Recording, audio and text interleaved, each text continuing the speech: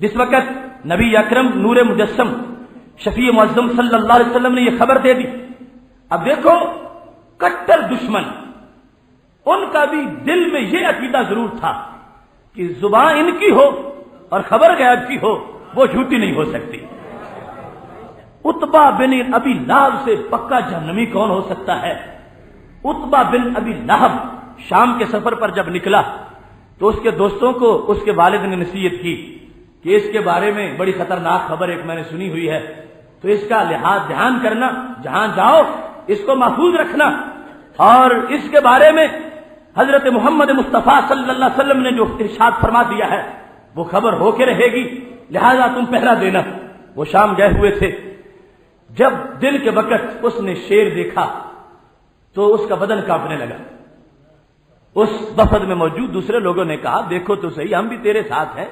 ہمیں کچھ نہیں ہوا، تو کیوں کانپتا ہے؟ تجھے راشد کیوں طاری ہو گیا؟ تو اس نے کہا میں نے ایک خبر سنی ہوئی ہے اور تمہارے بارے میں اس خبر کا اظہار نہیں کیا گیا، میں ہدف پر ہوں، میں ہٹ لسٹ پر ہوں، میرا نام وہاں آیا ہوا ہے اور میں نے خبر سنی ہوئی ہے، لہذا تمہیں تو ڈر نہیں، مجھے ڈر ہے کہ مجھے اس طرح ہلاک کر دیا جائے گا اور میرے لیے اس طرح ایک کتے کو اللہ اپنے کتوں میں سے بھیج دے گا۔ جس وقت یہ بات اس نے کی اور کہنے لگا آج رات جس وقت ہوگی تو تم اس طرح کرنا، مجھے سینٹر میں جگہ دینا، دائیں بائیں میرے تم سونا، تاکہ رات کوئی ایسا جانور آ جائے تو تم سے ہوتا ہوا جب گزرے تو تمہیں جھاگ آ جائے گی اور میں بچ جاؤں گا۔ انہوں نے اس کو درمیان میں سلا دیا، دائیں بائیں دوسرے لوگ سوئے ہوئے تھے، شیر آ گیا، اس نے سونگنا شروع کیا۔ اب دیکھیے اس شیر کا ادراک، سونگتے سونگتے اس نے کسی کو بھی نہیں چھیڑا، لیکن جب وہاں پہنچا تو اس کو نہیں چھوڑا، باقی کسی کو اس نے چھیڑا ہی نہیں، اور اس انداز میں سونگا ہے کہ کسی کو جاگ بھی نہیں آئی۔ چلتے چلتے جب اس پہ پہنچا ہے، اب اس کو جب پنجوں سے دبایا ہے، اس کی جب جان نکلنے والی تھی تو گرد گرد سے انہوں نے ایک ہی جملہ سنا، کیا کہہ رہا تھا؟ ان اصدق الناس محمد صلی اللہ علیہ وسلم، اور میرے ساتھ لیٹنے والوں میں مر رہا ہوں، میری یہ بات یاد رکھنا کہ حضرت محمد مصطفیٰ صلی اللہ علیہ وسلم جو خبر دیں سچی دیتے ہیں۔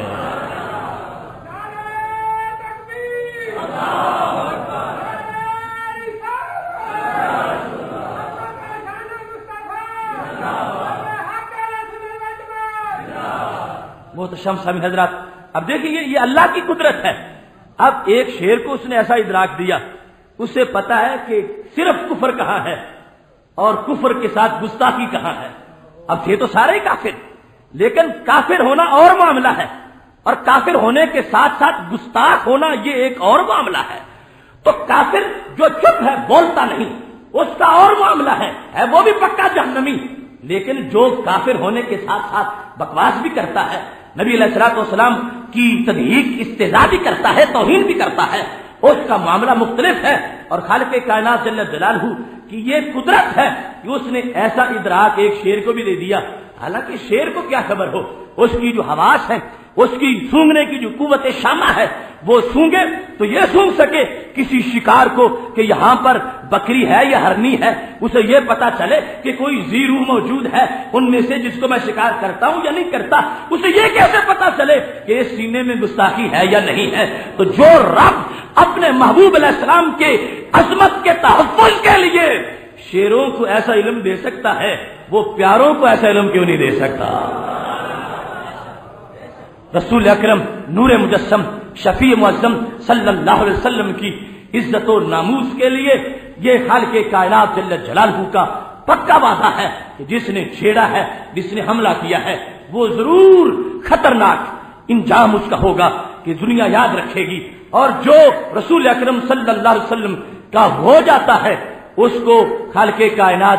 یوں بناتا ہے کہ پھر دنیا اس کی ہو جاتی ہے۔ اگر شیر دیکھے تو پھر اس کو چیرتا نہیں، اس کو پیٹھ پہ بٹھا کے منزل پہ پہنچاتا ہے۔ ہر کے عشق مصطفیٰ سامان اس بحر و بردر گوشائے دامان اس، جو کہ نبی اکرم نور مجسم شفیع معظم صلی اللہ علیہ وسلم کے عشق کا اسیر بن جاتا ہے، وہ پوری کائنات کا امیر بن جاتا ہے۔ اور پھر وہاں اگر رستہ بھولا ہوا ہو اور سامنے شیر آ جائے تو یہ صرف اتنا کہتا ہے کہ میں عبد رسول علیہ السلام ہوں، شیر میں اسی پیغمبر کا امتی ہوں جو تیرے بھی نبی ہیں، تو وہ پھر پیٹھ پہ بٹھا کے منزل پہ پہنچاتا ہے۔ تو یہ شروع سے خالق کائنات جل جلالہ نے حق اور باطل کے درمیان امتیاز رکھا ہوا ہے۔ حضرت عمر بن عبدالعزیز رضی اللہ تعالیٰ عنہ کہتے ہیں کہ میں مکہ شریف سے باہر ایک بیابان جگہ میں چل رہا تھا، رأیت حیۃ میتہ،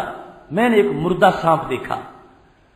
مردہ سانپ دیکھ کر ویسے دل میں خیال آیا کہ اس کو دفن کر دیا جائے۔ میں نے چھوٹی سی قبر کھودی اور کپڑے میں لپیٹ کے اس کو دفن کر دیا۔ کہتے ہیں جب میں نے دفن کیا تو مجھے آواز آئی، یا سرک سمیت رسول اللہ صلی اللہ علیہ وسلم تموت بیرد فلات و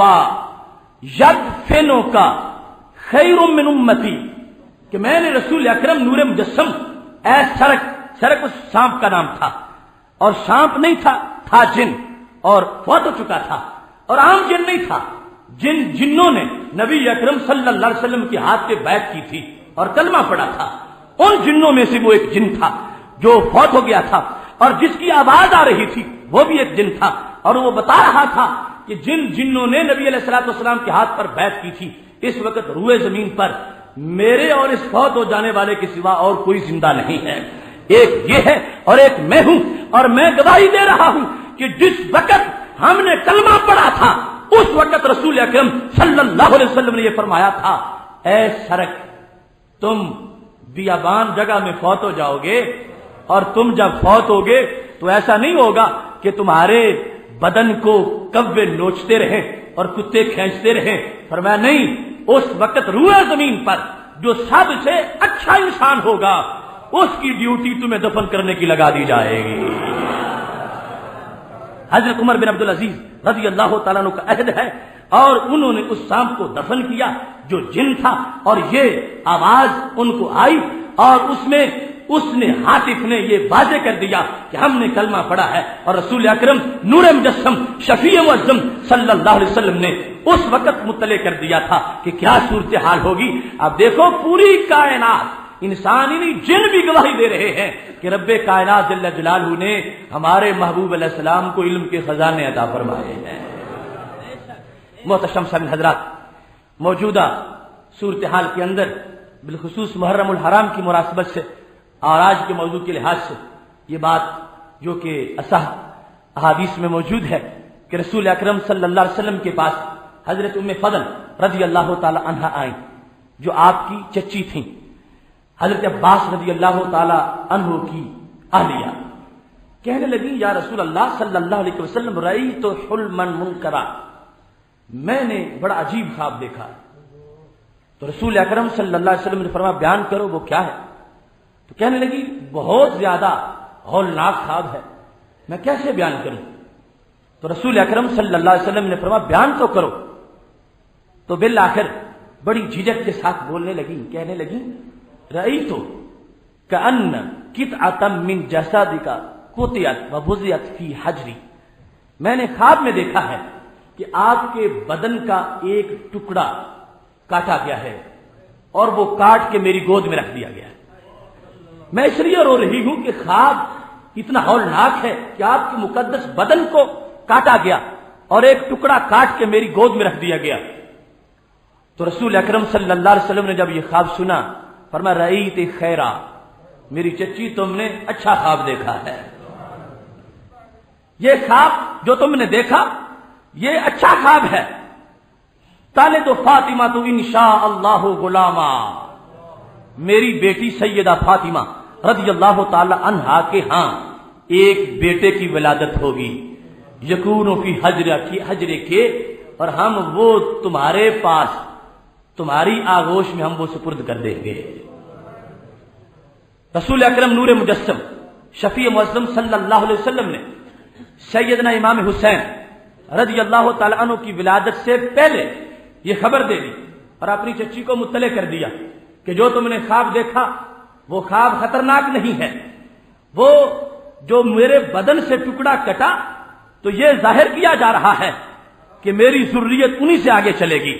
اور میری نسل انہی سے آگے بڑھے گی، اور یہی سبت من الاسباط ہے۔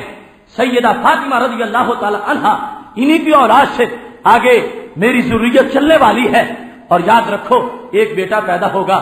اور وہ بیٹا تمہاری گود میں رکھا جائے گا، تم اس کی پرورش کرو گی، لہذا یہ تعبیر ہے کہ میرے بدن کو کاٹ کے تمہارے جسم تمہاری گود کے اندر اس ٹکڑے کو رکھ دیا جائے گا۔ اس میں رسول اکرم نور مجسم شفیع معظم صلی اللہ علیہ وسلم کا یہ بتا دینا یہ بھی اس بات کا بین ثبوت ہے کہ قرآن مجید میں جو ہے کہ کسی کو کوئی پتہ نہیں رحم میں کیا ہے، وہ اللہ تعالی کہ کسی دشمن کو کوئی پتہ نہیں، اور خالق کائنات کی عطا کے بغیر کسی کو کوئی پتہ نہیں۔ اور یہ رسول اکرم نور مجسم شفیع معظم صلی اللہ علیہ وسلم رب ذوالجلال کی عطا سے جانتے ہیں، یہ بھی جانتے ہیں کہ ولادت ہوگی اور جو کچھ حمل میں ہے وہ زندہ پیدا ہوگا، اور یہ بھی جانتے ہیں وہ بچی نہیں بچہ ہے، اور یہ بھی جانتے ہیں کہ وہ بچہ بھی وہ بچہ ہے جو کربلا کے میدان میں سب سے سچا ہے۔ تالد فاطمہ تو انشاء اللہ غلامہ، فرمایا فاطمہ رضی اللہ تعالی عنہا کے ہاں ایک بیٹا پیدا ہوگا اور وہ ہم تمہارے پرورش کے لیے تمہارے سپرد کر دیں گے۔ حضرت ام فضل رضی اللہ تعالی عنہا کہتی ہیں وقت گزرا، بیٹا پیدا ہوا، وعدہ کے مطابق وہ بیٹا حضرت امام حسین رضی اللہ تعالی عنہ رسول اکرم نور مجسم شفیع معظم صلی اللہ علیہ وسلم نے میری نگرانی میں دے دیا۔ کہتی ہے میں وقفے کے بعد کچھ دنوں کے بعد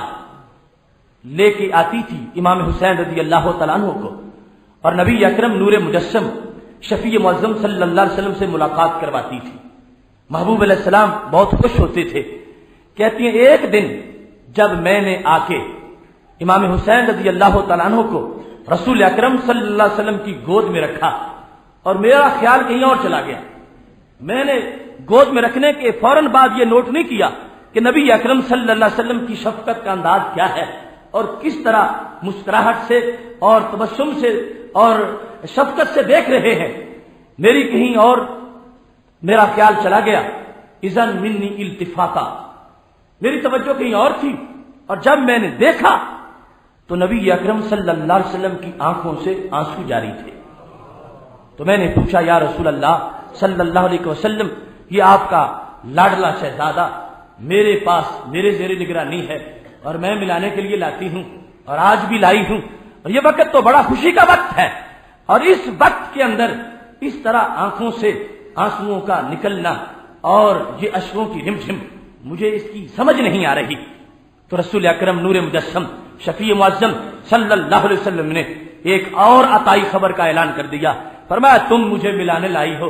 مجھے آج رب کائنات کی طرف سے یہ علم دے دیا گیا ہے، جبریل علیہ السلام آ کے یہ خبر دے گئے ہیں کہ میری امت میں سے کچھ نام نہاد لوگ میرے اس بیٹے کو شہید کر دیں گے۔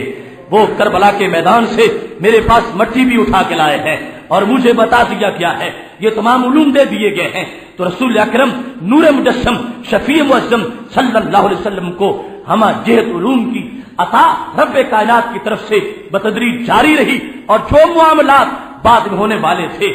ایک ایک کا تذکرہ رسول اکرم نور مجسم شفیع معظم صلی اللہ علیہ وسلم نے اتنے تفصیل سے کیا ہے کہ کتب حدیث میں سینکڑوں صفحات صرف انہی اخبار کے بارے میں ہے کہ محبوب علیہ الصلوۃ والسلام نے جو فتوحات کی خبریں دی، مختلف ممالک کی فتوحات کے بعد اقوام کی خبریں دی، مختلف جو حوادث تھے، مختلف جو واقعات تھے، مختلف جو جنگیں تھیں، رسول اکرم صلی اللہ علیہ وسلم نے